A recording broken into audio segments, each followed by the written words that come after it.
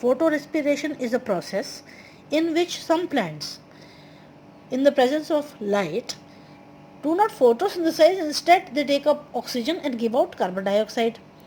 This gas exchange resembles that happens in respiration and is the reverse of what happens in photosynthesis, where carbon dioxide is absorbed and oxygen is released.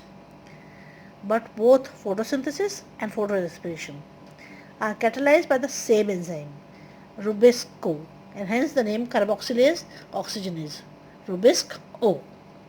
But when carbon dioxide fixation occurs, it forms two molecules of 3-phosphoglycerate as we studied in the previous lecture. These 3-phosphoglycerate molecules are used up in Calvin cycle and glucose is synthesized.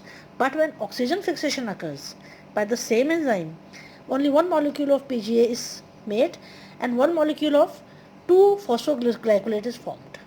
This 2-phosphoglycolate needs to be converted back to PGA for synthesizing glucose in the other cycle. So as we have discussed, when RUBP combines with carbon dioxide catalyzed by Rubisco, two molecules of 3 PGAs are formed which are used for glucose synthesis. But when RUBP fixes oxygen, RUBP with oxygen in presence of Rubisco, one 3-PGA is formed and the second molecule which is formed is 2-phosphoglycolate. This 2-phosphoglycolate needs to be converted back to PGA to fall in line. And this step requires and uses up energy in form of ATP and NADPH.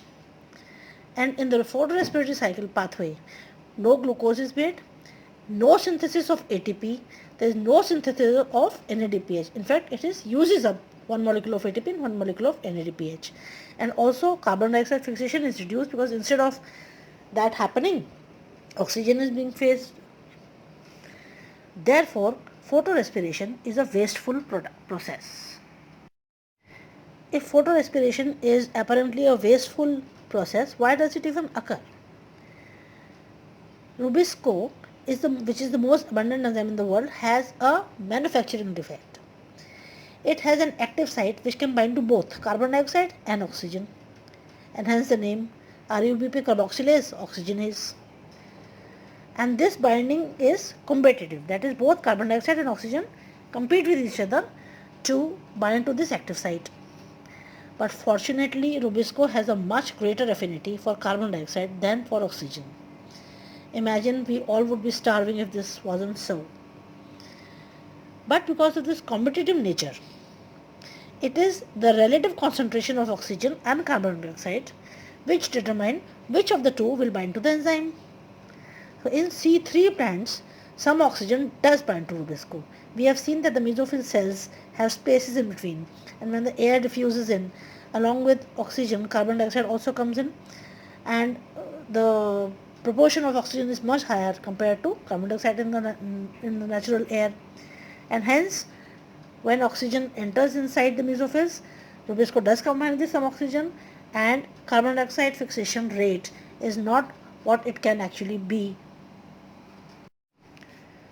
If you remember from the last lecture, we discussed the anatomy of leaf of C4 plants, where the bundle sheath cells are tightly packed, impermeable to any gaseous exchange or water loss.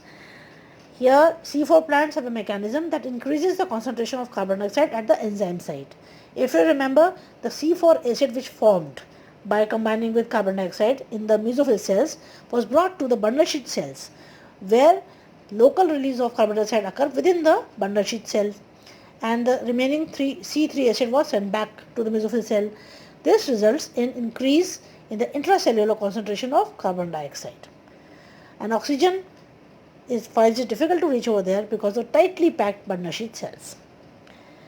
So in turn, when the locally increased carbon dioxide concentration ensures that Rubisco functions mainly as carboxylase only, and minimizing the oxygenase activity because tightly packed cells makes it difficult for the oxygen to diffuse to these cells.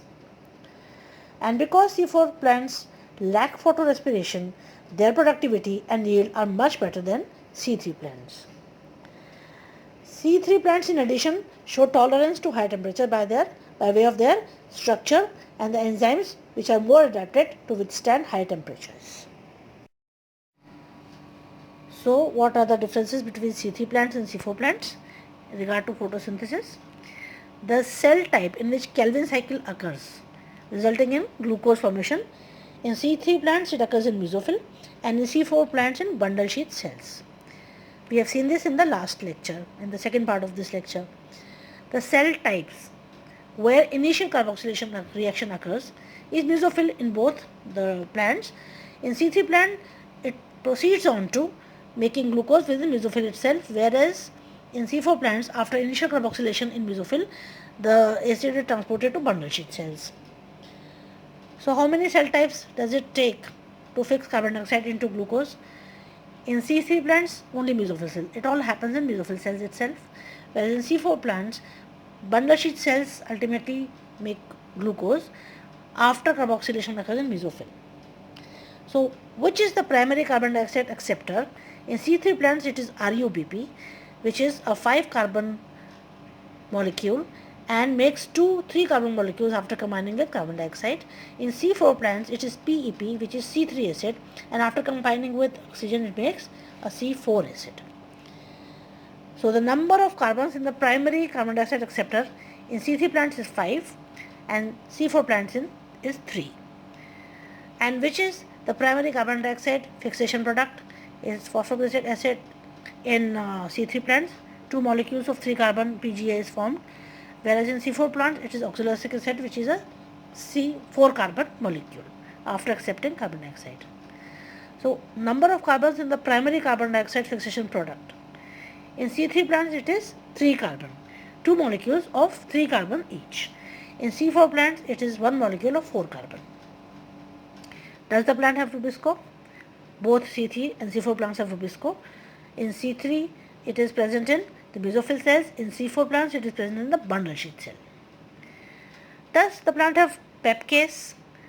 C3 plants do not have pepcase because there is no PEP, and C4 plants have pepcase because that is the primary acceptor of carbon dioxide which combines with carbon dioxide and takes it to the bundle sheath cell. Which cells in the plant have Rubisco? In C3 plants it is the mesophyll cells itself. In C4 plants it is the bundle sheath cells which have Rubisco, and after receiving carbon dioxide from the mesophyll cells they proceed on to make glucose. Carbon dioxide fixation rate under is maximum, is optimum under which type of light conditions? In medium in C3 plant, because higher light intensities will lead to photorespiration in a higher amount, whereas even in high light intensities C4 plants has higher carbon dioxide fixation. Whether photorespiration occurs at low light intensities.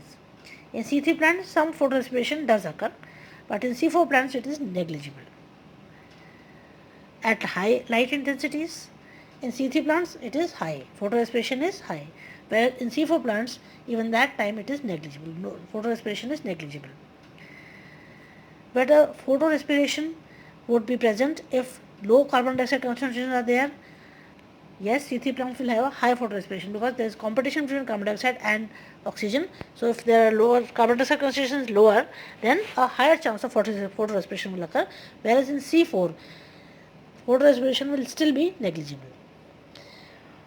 Whether photorespiration would be present at high carbon dioxide concentration. In C3 plants, obviously it will be lesser because there is more carbon dioxide to compete and combine with Rubisco, but some will still occur, whereas in C4 plants it will be still negligible. So what is the optimum temperature for glucose synthesis?